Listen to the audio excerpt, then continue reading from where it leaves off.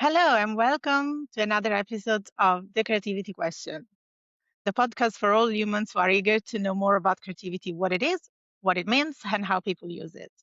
Today, I'm very excited because I know our guest very well. He is a technology director with over 20 years of experience creating digital experiences and platform solutions for global brands, including Microsoft, EY, Nike, and HP. At Jack Morton, he bridges creativity and innovation to craft immersive, connected, and data driven brand experiences. His deep passion and expertise in spatial and physical computing, the Internet of Things, and machine learning enabled him to design application products and services that blur the lines between people and technology. He thrives at the intersection of creativity and emerging technology, collaborating with multidisciplinary teams to inject cutting edge thinking at the heart of every idea.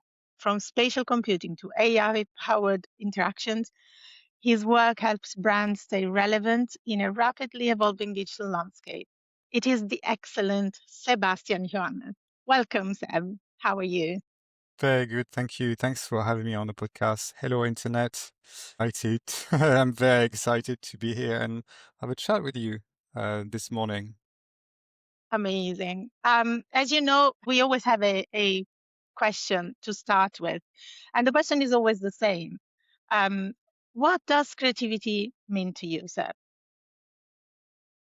That's a very good question. I think people in general associate creativity with the role that has a lot of creativity embedded inside it, like a designer, a creative director, a copywriter. I think all these roles are very deeply associated with the word creativity. But I'm not I'm none of these. And I do consider myself as being creative. So in previous life, before being a creative director, I wish I was a creative director. Uh, Before being a technology director, I was a developer, and I was writing software uh, for clients like Microsoft and Nike and EY. And on behalf, well, through an agency, obviously, not directly. Um, and the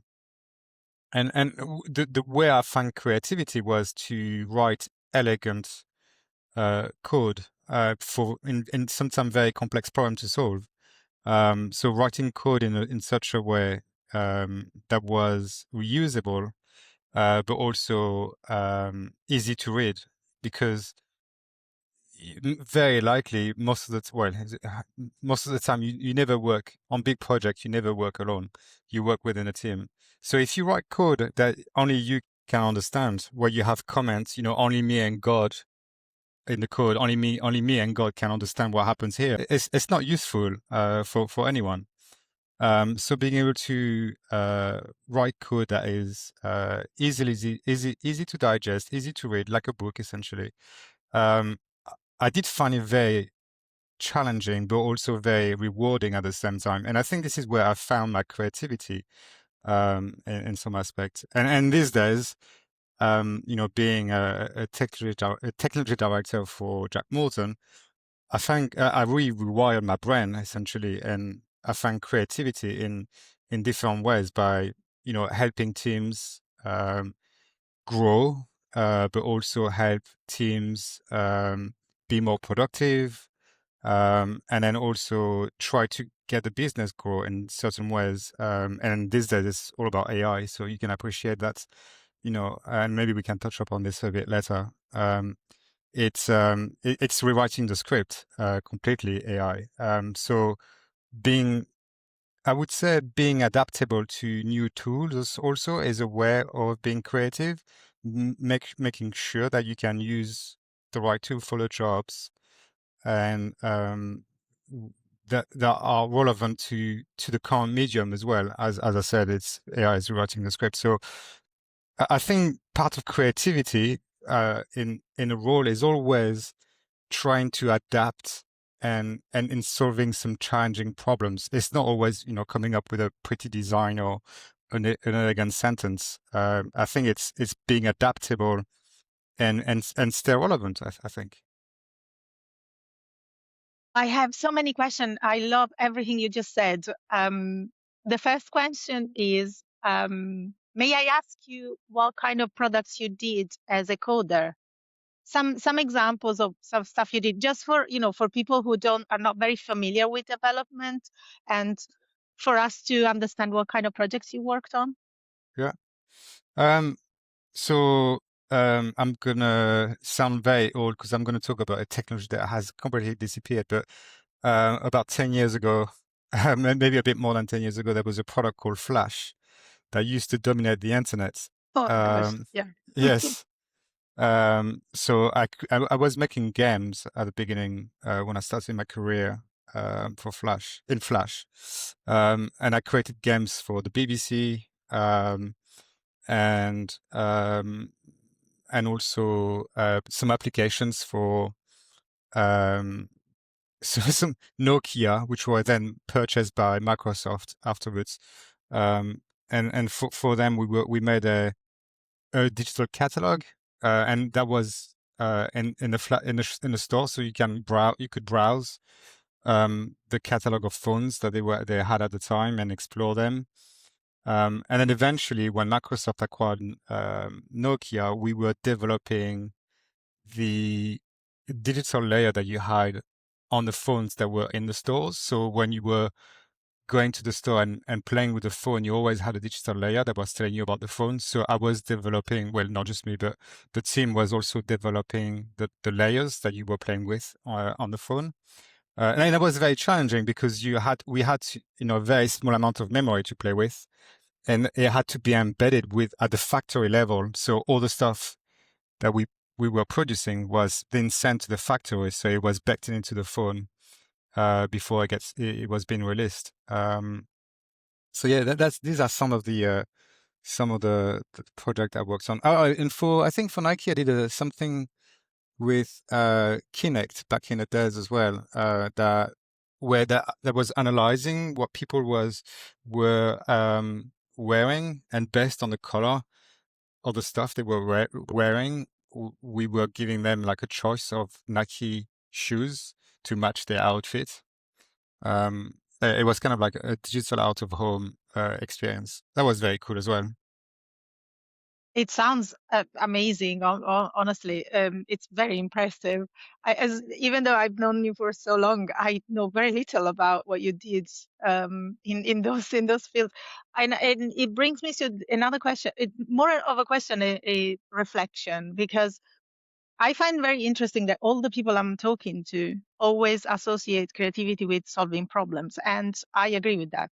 I also now in my career solve more problems, and I try to find a way to look at things differently, and that's a very big part of the creativity process. And what I find interesting, and I wonder if you do it still nowadays and if you're challenging yourself with it, is you just mentioned you had to find a way to fit your projects in a very small memory card, right? In a very small capacity.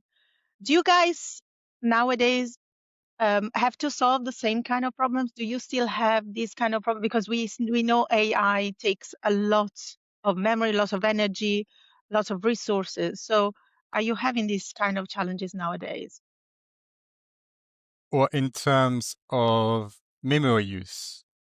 Yes. So if it's in terms of like memory use, that was very specific to that project. The phone in itself didn't have a lack of memory, but because we were embedding the software within the phone that people were going to have, they didn't want us to take a large portion of the memory that the phone had, because that means like everybody would get less memory to use their phone.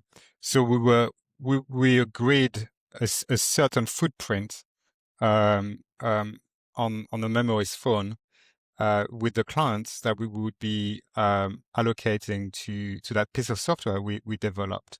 It was not because of constraint of hardware. It was more a constraint between us and the client. We do use AI. I mean, for the past 3 years, I've been using AI, and it's good because I feel sorry for people who might not have seen the birth of AI. We have seen the evolution. So, and I've been on this journey for like the past 3 years, where at the beginning of AI was felt a bit fragile, but now the new models, oh my God, what you can do with them.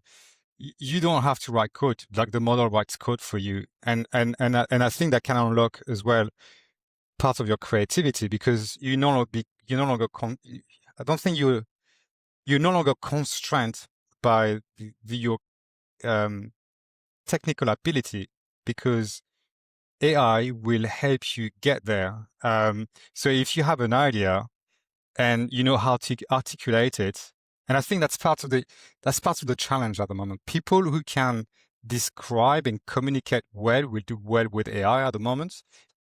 It makes a lot of sense. And I think my question should have been, how do you work with constraints? That's what I meant. Creativity does help you with going around the constraints that that you have to resolve now, right? You have to have another way of looking at things. And we say that creativity is partly how your brain works, how you look at these problems and how you solve them.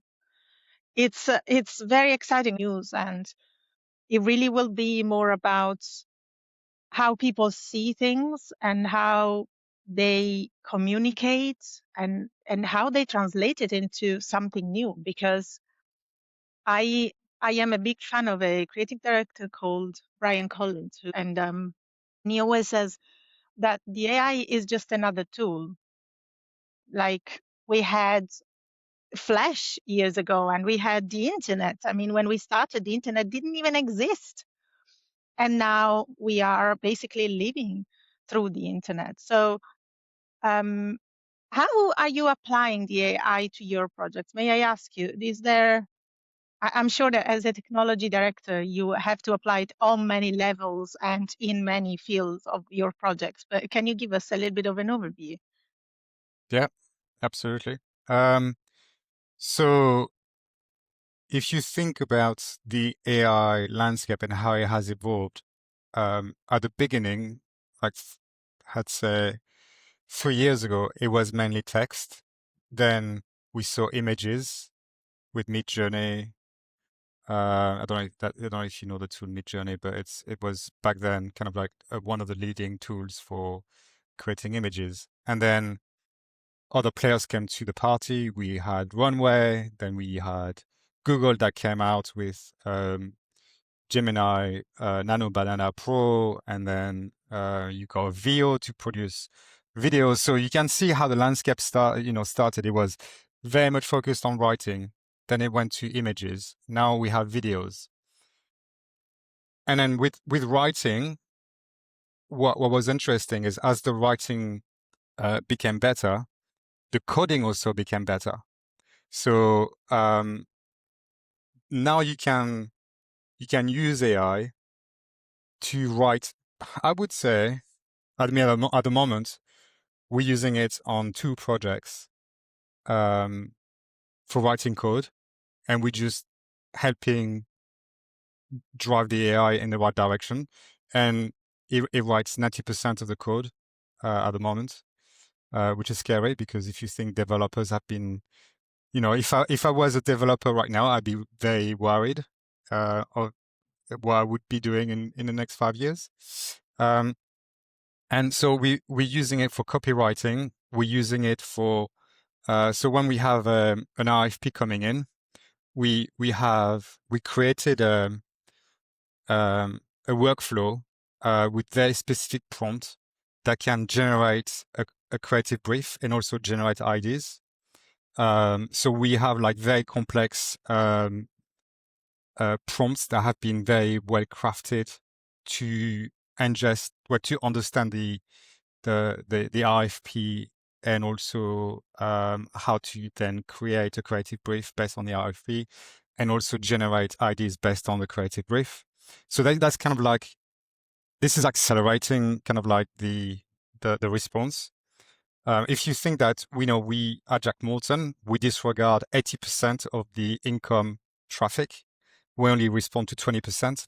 So if you can, because we don't have the time to respond to all the briefs, so if you can increase the response, but let's say even like 10 to 15%, you're increasing the revenue. So by having this kind of like workflow, which was very complex to put together at the beginning, but we're refining it and it's becoming better. You can appreciate how it's interesting in terms of growth. And we also have created a mock client. So when we have a response to a brief and like a deck or anything like this, we put it through the mock client.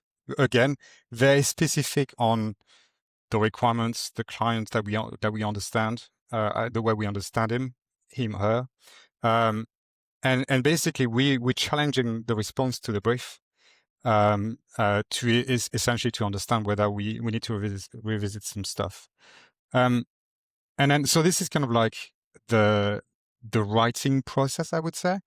And then when we come into production to respond to pitches, to create assets for projects, we use Runway for image creations and video production.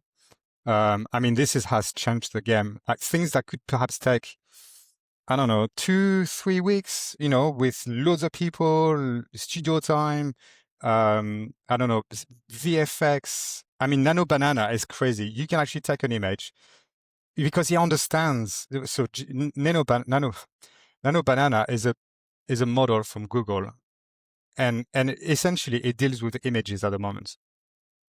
And the model is so good that it understands the composition of the image. It understands the structure of the image. So if you say, the building on the left, I want it red, and the building on the right, I want it blue, it understands left and right and what you're talking about building. So it can actually start changing colors based on your description. This is what I was saying earlier. People who can communicate well and describe their intent will do well, because it's all about language. And then the other part as well is the video production, where you can create at the moment it's limited between 5 and 8 seconds, I guess, the video clips, depending on what models you have access to. But again, like Google is like rewriting the script with this new VO3 3.1 model, where you can now have video as well as audio embedded within your creation. And it's just crazy. The stuff that you do just like take like ages now takes seconds. Like you're shrinking the timeline so you can be more productive. You can respond to brief more quickly, and then you can create assets more cost efficiently, and I guess impress the client and win more business. We can talk about the aspect of the amount of energy and kind of like the problem around using AI and that it has on the earth with water and energy. But don't forget that they are creating new chips that are using less power. Therefore, they use less cooling, and also are more efficient with energy. So obviously, at the moment, things are evolving. So if you think about when 5G started, 5G, I saw the first prototype of 5G. It used to be the size of a room. And now it fits in your phone, right?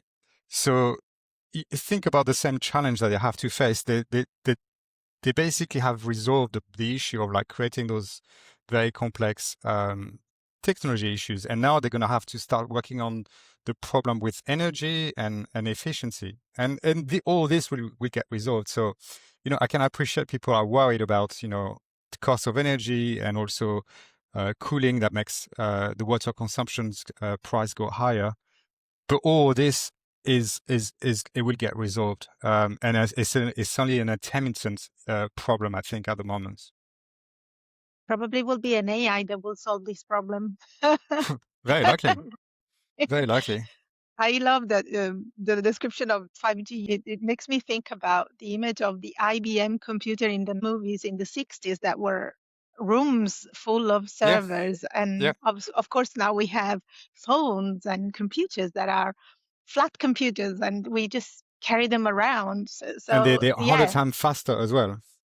yes, exactly. So with technology, we are definitely solving lots of these problems. I find very interesting the process that you're describing about how to generate projects, because I do exactly the same in my job, and I do use Meet, and I'm really impressed with not just Nano Banana but also Sora, what Sora can do now in terms of video generating and images generating.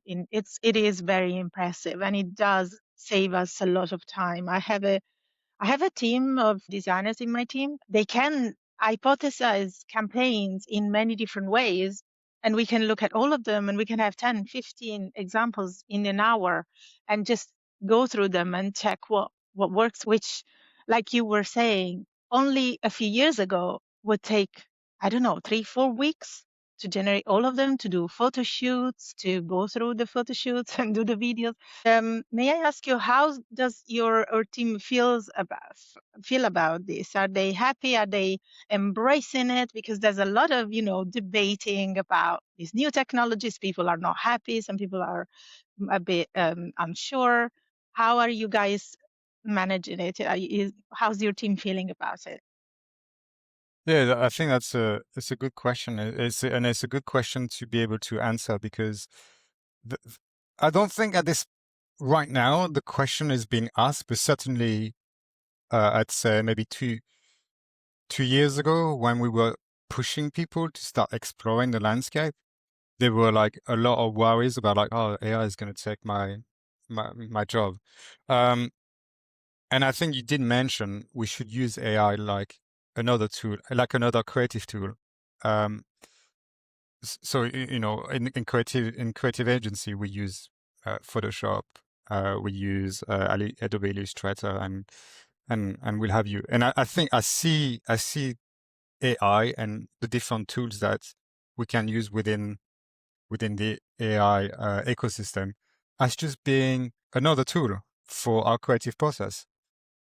Um, and yeah, certainly at the beginning there was a lot of reticence in using AI because people felt that they would be made obsolete, and so we've had to tell them it's like we don't want to replace you with the with AI.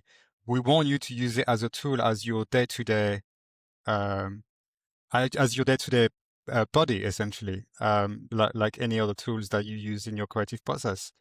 And I think you know the, in the last year and a half, 2 years, we've seen more and more creative, embracing it. So creative.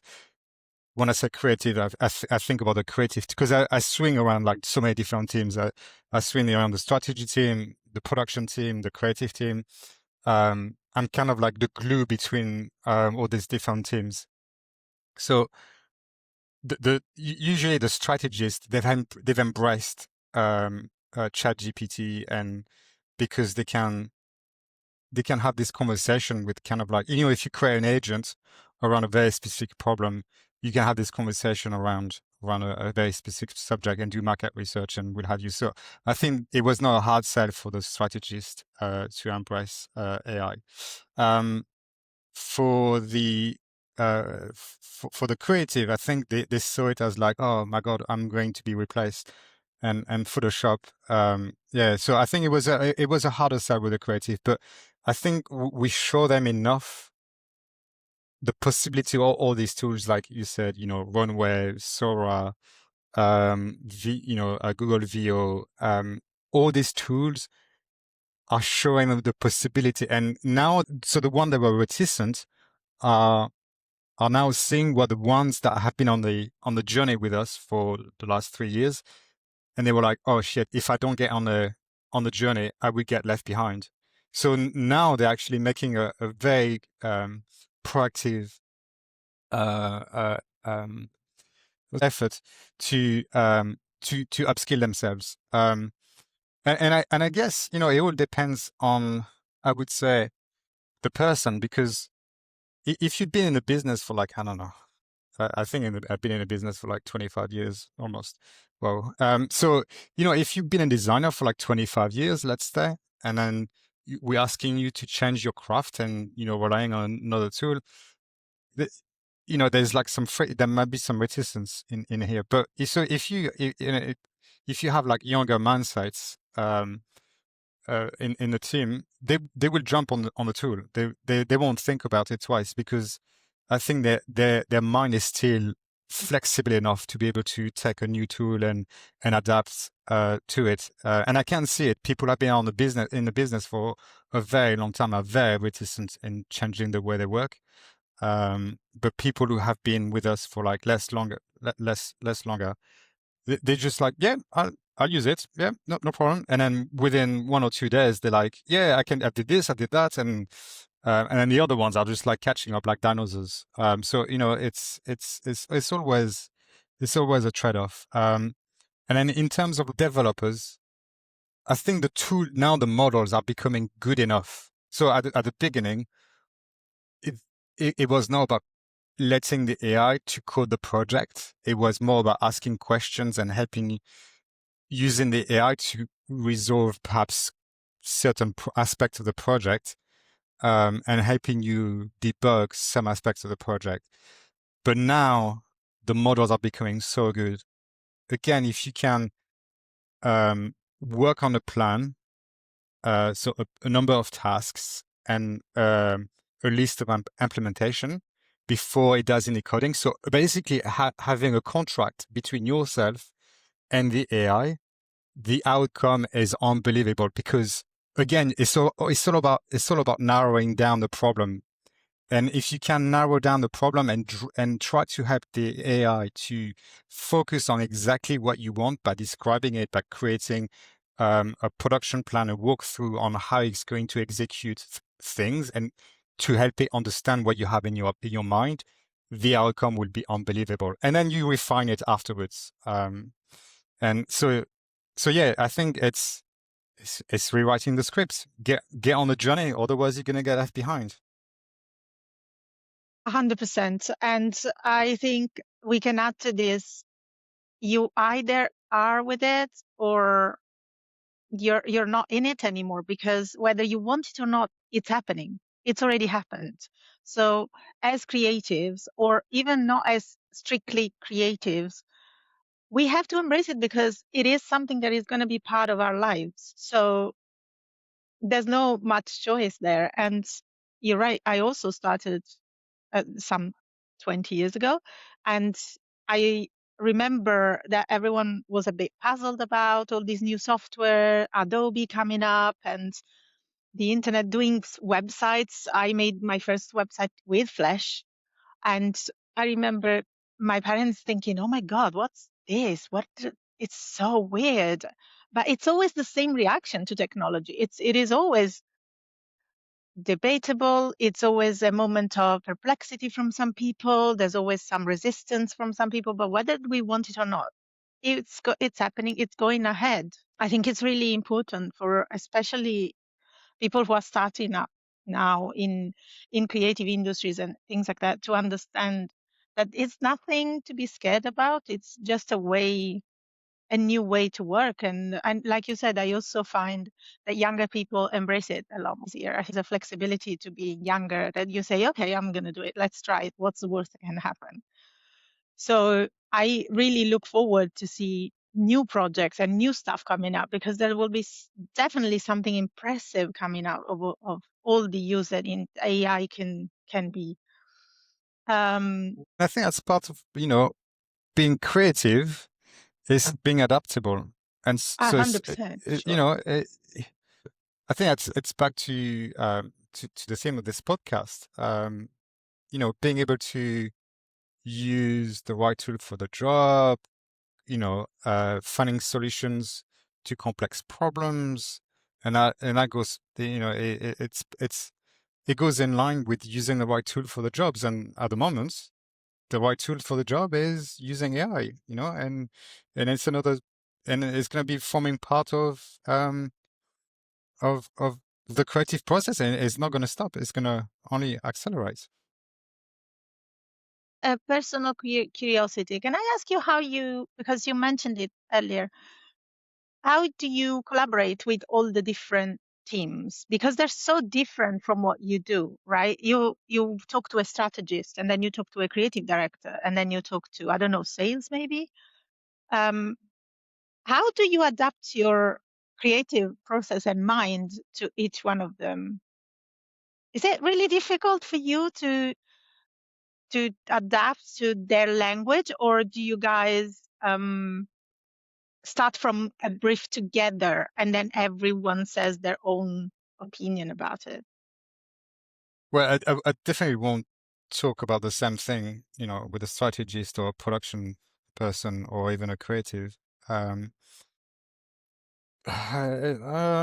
yeah, I guess, I will adapt the language to and to the people I'm talking to. So obviously I can be quite technical with the production people, um, but I have to, and maybe less strategy focused with them. And with the strategists, they do a lot of market research. They do a lot of, they try to Data understand analysis. analysis. They try to understand the client. They try to understand, what the problem that the client is trying to solve, and how we can actually help with the solution. And what's the angle that we should get in with, the creative process. So obviously you're not going to have the same conversation with the strategist and the way you do with a creative, because the creative is going to be more about, and I don't try to influence any of these teams, because it's not my goal. But I guess it's trying to make the connections between all these teams, that sometimes they don't talk to each other. So, um, and Yeah, I guess my question would be better structured if I asked you, do you guys receive the brief all together, or is there one point of contact and then this person talks to the other? so we always have a project kickoff. So there's a Jack Morton, and also in other companies where I worked with for in the past. There's kind of like a go no go to the brief. Are we going to Right. respond? Do we have the time? Do we have the resources? Um, if we do, well, is there enough money for us to make a profit? Um, and if it's a yes, then we will then put a team together in place, and then we have a project kickoff. And So this you is are one where, of the first contacts that you sit with, I don't know, the head of strategy and the head of creative, and you guys decide, okay, so what shall we do with this brief? I just find it very interesting, the collaboration bit, because I do that as well, but in a very different context, because I am in-house. So my client is basically my own company. But I find very interesting because that's also another moment where I guess you guys have to find a solution. So you have to answer, do we want to do this? Are we capable to do this? Is it something interesting for Jack Morton? Or we just don't feel is aligned with us? And that conversation happens obviously between you and the other heads. It's an interesting, because a lot of people as well answered me when I asked them about their process. Most people say, well, it's never just one person. It's a yeah, very collaborative yeah, discussion, right? It's never you answering, oh yes, let's do this on your own. It can be. yeah. I So mean, creativity is also collaboration, oh, basically. 100%. Um, you can have a point of view, but your point of view has to be agreed with the the the community. Community, yeah. I hope we can have if we with a team, with the rest of the team. And that's why having this, those agents that we've created to be able to answer brief, it helps with some of this as well. It's like, well, we don't have the team, we might not have the buffer to do it. Let's run it through this agent and see what comes out of it. Okay. And so that also helps um, with answering some of those briefs as well. But the fact that you have to have more than one person to understand, is it worth the effort? It may not be financially, it might not be worth the effort, but the return on advertising, or because it's an interesting project. So there's this one project at Jack Morton at the moment. We know that Jack Morton is not going to make money out of it, but it's for a good cause. It's for mental health. So Jack Morton agreed to do it with the company that we're doing it with, because it's for a good cause. And we know there's not going to be any profit out of it, but it's a good cause. So Jack Morton wanted to help. So I don't think Jack Morton will make a loss, but it's not a project that is going to be making millions and, breakthrough revenues. But it is a good case That's study. lovely. Yeah, it's a good case study, right? So sometime, it's not all about money, and it's about trying to find ways to do the right thing. I love that you say that. I deeply believe that's true. I don't believe that obviously we should work for free. That's unrealistic and it, it's not true. But I also think that there's a lot return, not on the investment in terms of financial investment, but there's a lot of return in the reputation, in the way people see it, and it's just a nice thing to do. We need to balance out what the profitable projects are, but also what kind of good we can do in the world. And God knows if we need some good in the world right now. um I'm gonna go to a question that I had for you, and you know about this question. I wanted to know how your definition of creativity has changed over the years, if it has changed. Uh, I guess because my position has evolved in the workspace, I guess I had to evolve what I thought was creativity. Um, so as I said at the beginning of the podcast, I used to be a developer, so writing elegant code that had to be reusable, being able to work with, other team members that might not work in the same way as you, so being adaptable. That kind of like, use a certain part of your creative brain, landscape, I guess. And as I've progressed through my career and went up the ladder, because I was using my brain in different ways, I guess the creativity within my brain had to be rewired.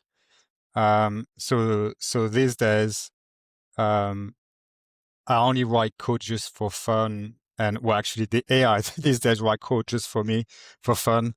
But again, finding ways. So at the big, I've found late again. I'm just going to make a side note before I respond to the question.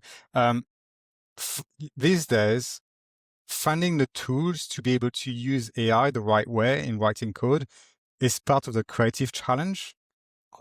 Understanding what platform fits to your process and how you can use it within your workflow is half part of the problem. It's not just the tool; it's you picking the right tool for the job, and that's kind of like part of the creative process as well. So understanding the tools and how to use them, I think these days for me is part of the equations, especially because I have to show people the new tools and how they can use them, and trying to, if I don't test the tools, how can I advise somebody to use them in their workflow? And I have to understand them in such a way that actually it makes sense and in the workflow that we have. Um, we recently acquired a tool called Make, And essentially it's a platform that allows you to just smash together different services and put AI in between the different services. So you can create very complex workflows with AI in the middle. And again, it, I was only able to advise in using this in the process because I tried it and I wanted to understand how it worked. So again, it's it's part of the creative process, but I guess it's a technology creative process for me as such. It's not just a pure design creative process. So, you know, learning from my past experience as a developer, which was always write code, test it, try new things. I'm now applying it in my day-to-day sort of like technology director landscape, where I have to test new platforms to help teams create new workflows. And at the same time, you know, being able to bring together people, um, whether it's a developer, strategist, or well, actually, I don't really touch strategy at the moment. It's more about designers and UX designers, and making sure that people. I think also being able to put teams together is also trying to understand characters and also understand how people are going to work together, and this is also try and error, and you know that some people work great together and some people have friction, so you avoid putting these people together in teams. And it's trying to understand the relationship as well between the individual and how they effectively work together. Um, yeah, That is so so true. yeah, It's very true. And I also find you have this in common with lots of other creatives I spoke to, that at some point in your career, choosing the right teams and the right people is one of the key to make a creative project, or even not a creative project, strictly speaking, work. successful project. Yeah, Yes, it's a very, very common thing for experts or for people who have worked in the field for in any field for a while. At some point, your job is to actually understand people, understand their skills, and how you can put them together to have the best outcome. Because you're not hands-on anymore, but you rather lead them. So that's another way to be creative. And it's another way to find a solution, isn't it? Because you, at the end of the day, you find the solution for the project. yeah, and I think what I found really hard when I evolved in my career is to step back and to Yeah, trust people because I used to be hands-on, and I think parts of the challenge at the beginning was to rely on other people to do the work and basically trust the team. And I think once you understand that, you know, we surround ourselves with experts and ideally you surround yourself with people that are better than you, then you can trust them to do the right job for the project. Um, and and yeah, it's finding those rare talents and bringing them together, I guess. that was the advice I had from one of the best managers I had as well. He always told me, hire people who are better than you, Fabi, because they will make you and the project shine, and you don't have to be afraid of someone who's better than you because they'll be in your team. So you will learn something even by just putting them there. And I believe it's true. I really have a big trust in my team. And you're right. At the beginning, it's hard to let go, and you try to like, I need to step back. I need to just, let them do their thing. And at the beginning, it's difficult because if you're used to work like we are, and you are tempted to jump in and do something or say something, but actually people are talented. There's lots of really, really talented young professionals who give me, me personally, they give me so many ideas and so many great input on projects that sometimes I am so glad that they're there, and I'm not the only one having to solve the problem alone. And I think that this is another thing, a great thing about creatives, or creative work in general, is working together and just make something, from nothing. What are your next projects? Can you My tell next, us something hints about something you're working on that is very exciting? yeah, I mean, some of the stuff we're working on at the moment is everybody, I think there was this kind of thread, maybe 10 years ago. Everybody wanted to have some VR because VR was the hottest thing on the block. Um, and nowadays, is clowns are like basically the new hottest thing is AI. So everybody wants to have a flavor of AI at the moment on their projects. But the latest one is physical AI. So people want robots in their projects. Wow. So it's like an evolution of AI, right? Um, so yeah, we're trying to find ways.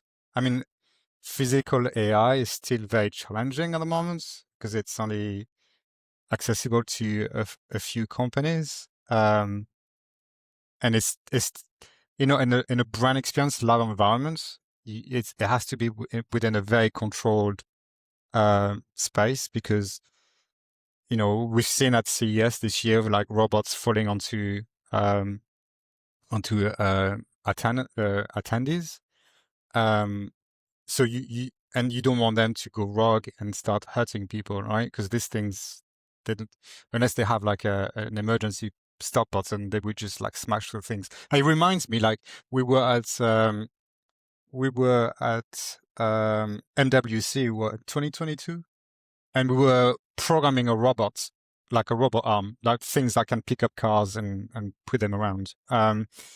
And somebody had changed the drawing and brought the wall 10 centimeters closer to the robot, and we didn't know about it.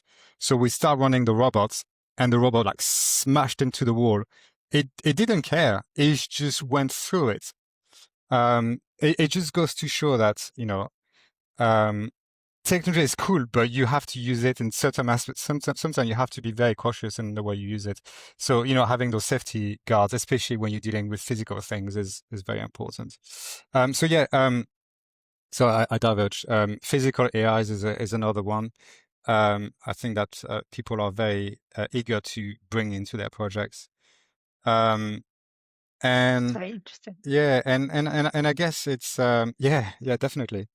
Um, and and I guess they all want to have a flavor of using AI in the project at some, within the development cycle of the project, so they can show the team members or their colleagues that they are, the agency they're working with is also very tuned with the all aspects of the current tools.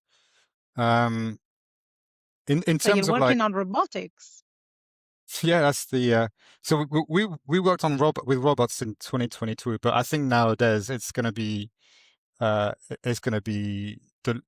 thing that people are gonna want. I mean, I'd say, I mean, listening to Elon Musk and other leaders like the NVIDIA CEO, it's very likely we're gonna get robots. I mean, they already have like robots in their factories in some shape or form, walking around and replacing their workforce. Um, but having a robot in your home, I don't think that's sci-fi. When you think about the film with Will Smith, is it it's not I I'm Like, robot. yeah, Our Robots. That's the one where they have like robots in their homes and walking around the streets. We By the end of our lives, trust me, Fabiana, we're gonna see this, and it's not gonna be a sci-fi movie. It's gonna be the day-to-day life. I trust you, Sebastien.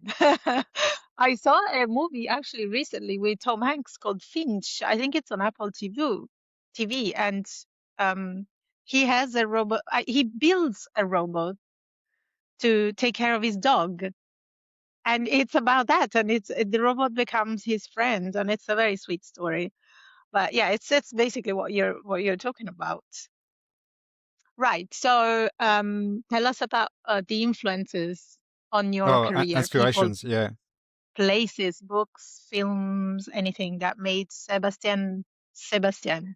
So as I said, when I started my career, I used to be a developer. I was doing a lot of Flash development, and there was a few websites. You know, you got bit101.com. This guy used to create some, like, once a day. He used to develop a new piece of code or an evolution of that piece of code. Um, you had Quasimodo, which was very similar as well. And you had Robert Hoggin. Um, Actually, you probably know this guy without knowing him because he developed a visualizer for um, iTunes. So in iTunes, and that was like maybe 10, 15 years ago, in iTunes, you could have a visualizer. So while it was playing music, there was those like balls that used to gravitate towards each other and create like chaos system and particle system. Um, so he created a piece of code that he presented at one of the conference that I went to back then.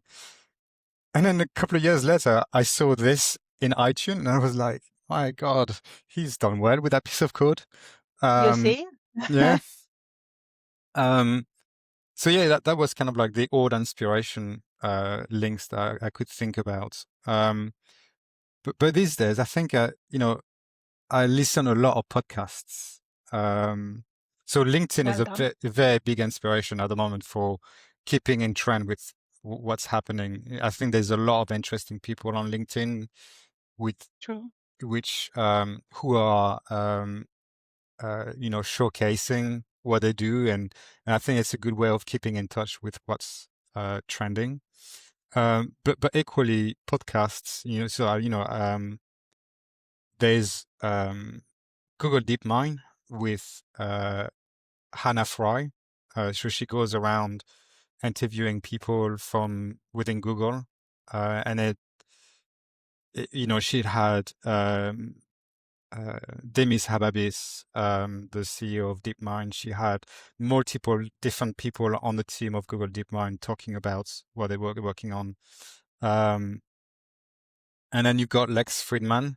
Um, you can, there's, I think different people have different feelings about Lex, but he does actually, you can't take away that every time he talks to somebody, he has done his research because the the question he asks and also the way he can actually, you know, maintain the conversation with some of those smart brains out there is always on point. So, I find it interesting in some of the podcasts that he has. And then the ones that are maybe a bit more fun, you got Curious Cases with, again, Hannah Fry. And then there's some other ones about artificial intelligence. But I think these are the kind of like the three main ones I go back to. Um, um, yeah. And in term of agencies, um, that's hard, I guess. Field is actually they do a lot of interesting stuff.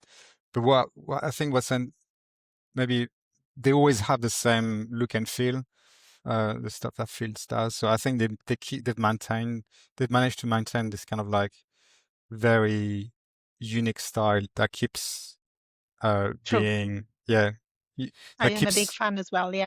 yeah. I mean, we know Shadi, he works for Field. I think Yes. they are very Another lucky. guest. Yeah, they are very lucky to have him. Um, Yes. but you can see how their creative output is kind of like always, it's Field when you see it. Yeah. It has a very specific touch. Um, Nexus Studio as well is actually a good one. Um, they do some interesting stuff. Um, and they work closely with, Google and Meta on some of those experiences that they push. I guess product. Um, they kind of like work with them for, you know, case studies on some of the products that they create. Um, yeah, I mean, I'm Thank not, you. That's yeah, super interesting. We will have to check out all these people. I mean, I know some of them, but thank you. Yeah, Anna Fry is fantastic. It's true. There's a lot to pick up these days. You're right. LinkedIn is also a very good choice to discover new people as well. And what would your advice to young people be now? If I was 19, what would you tell me? don't, I wish I don't, was. yeah, me too. Uh, I, I, I, I think it's going to be very challenging for young people to come on the job market. Um, the So we're embracing AI and we think it's great, but it's leveling up the playing field, right? So somebody like me who is not really good with design per se, I can make great pictures. I can make great videos. Somebody who is very good at making great pictures and videos cannot make great applications. So everybody is becoming equal. So punching through the noise is going to be really, really tough. And and I guess it's going to be really hard for people coming out of university right now to find jobs because we we're going to be able to, with the workforce that is already in place at the moment, I think you're going to be able to do most of the work that we currently sustain. So bringing new new recruits, it's going to be really, really tough in certain places. Um, we all going to become managers, I think. So we are going to be managing agents. That's the way I feel, rather than being on the tools doing the work. We're going to be working with a collection of agents. Um, so for people who are coming out of university right now, um, with a craft that they've learned or who needs to be developed further, it's going to be tough. It's going to be really, really tough, I think. So they And have to for be creative. they have to be creative. Yeah, yeah, absolutely. They have to think in different ways to punch through that noise and punch through the not the noise, but the the the the playing field, which is kind of like bring everybody on the same level, regardless of what you know.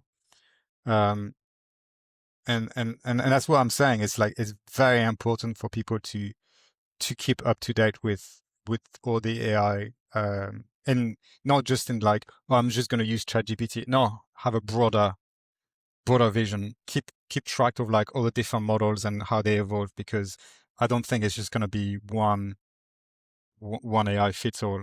Um, not at the moment anyway. Um, and and in terms of you know, learning, just keep learning, keep being curious, keep playing, keep testing. Um, I think that would be my best advice. Is, you know, uh, I got to where I am because I like testing, playing with things, and understanding them. And regardless whether you're working in tech or in as a creative designer or what have you, you always have to. You know, painters, they always like, you know, try new things and they mess with stuff. That I think you have to do this in order to understand what works and what doesn't, and don't just rely on the AI tool to tell you, you know, what works and what doesn't. Because at the moment, I don't think AI has taste.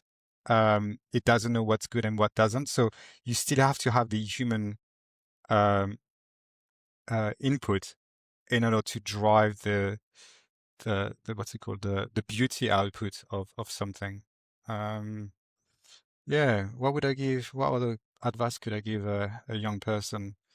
Um, Make sure you stay in tune with what's happening. So at work, when I show them what I found on LinkedIn, they were like, "Oh, but you're always on LinkedIn." Yeah, because I think at the moment there's always things happening Like they're always on TikTok and fucking Instagram. I don't think this is where the things are happening in terms of work. So if you want to be good at what you do at work, I think you have to look beyond TikTok and Instagram and Snapchat. And I do think LinkedIn has a lot to offer at the moment. And maybe it's over the years I've managed to collect like loads of interesting people and companies that I've selected, which gives me, I guess, the stuff that I need and the stuff that I'm interested in. But yeah, I think over time your LinkedIn, and I do think that LinkedIn has a very good algorithm because it's not like Facebook. They're trying to steer you in one direction or another. I think they do actually, the algorithm does work for you as opposed of like for them. Um, and it does actually help with the creative process.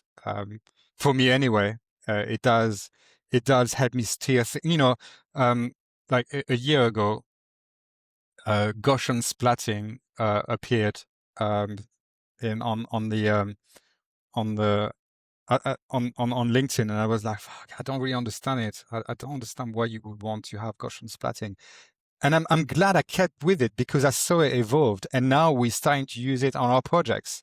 If I hadn't kept up with it through LinkedIn, I would have disregarded because I just could not see the value of it. But the way the and this is all down to AI, AI because Gaussian splatting is an evolution of AI. And the you know sorry, I'm diverging again, but the way it's been used and reshaped from its original source, from when I've seen it, which was just about lighting, but now you can actually create new scenes. Like the new algorithm from Apple called AR Sharp allows you to create from one image a 3D Gaussian splat in like 10 seconds or 15 seconds. So you can see how you could start animating multiple frames over time of a Gaussian splat by putting them together. And all this is basically by following a few people on LinkedIn. So I guess, what I would say to young people is, um, do keep in touch with things and find the right place where to find the information. It might be TikTok. I don't believe it's TikTok. Um, but do try to find the correct thread for you to follow and keep with it, I guess. That is excellent advice. And don't worry about diverging. It's also interesting. You can talk. I would talk with you for 2 years if I could. I always tell my guests, these are conversations that are so interesting. It's just a pleasure and a happy moment for me. I had one last question, which is always talking about youth, what you wish you'd known 10 or even 20, 25 years ago when you started that you didn't know. Uh, what? Or Well, has it been fantastic not knowing? if I had known that Flash was going to get killed by Apple, I would have not perhaps put so much effort because I studied. Yeah, it's funny. I studied C++ at university, and I used to be a very good C++ developer. Um, but then you couldn't use C++ on the internet, and obviously I and also at university I also did a few games, and I thought maybe games could be an interesting way of like earning a living. But then a teacher told me, well, games is never going to go anywhere. I mean, what what a mistake to say somebody at such a young age, knowing the how much revenue and how much money is being pumped into game design and game development. So if I was to look back, maybe is do not listen to perhaps your teachers and then follow what you're interested Listen, in. listen to us instead. Listen to us instead. Yeah. I mean, I wouldn't know where to begin if I was to try to predict the future at the moment. It would be very, very hard. Um, yeah. That is so true. It feels something out of a movie. It's so typical, isn't it, that some people are a bit blind and they say, "Oh, this thing will never work." And then 20 years on the line, it's the biggest phenomenon of culture ever. That's very typical. I remember when I was little, I had a Commodore 64. And I remember the other moms telling my mom, "Don't let her play too much. This thing is going to be damaging for her." And actually, that was the thing that brought me to learn Flash and do my job and get into a lot of other super interesting things that made my career. So yeah, sometimes teachers are not that forward looking. I don't know. But anyway, that was great. So Yeah, I um, remember. I think I do. Did I have a Commodore or did I have an Atari? I can't remember. But I worked on with Photoshop 1.0 on one of them. I used to make animations in Photoshop because you could actually animate all the frames in Photoshop back then. Anyway, that's just a side note. yeah, I mean, it's great. It's fantastic. And so, where can people find you? Your work, your anything you produce.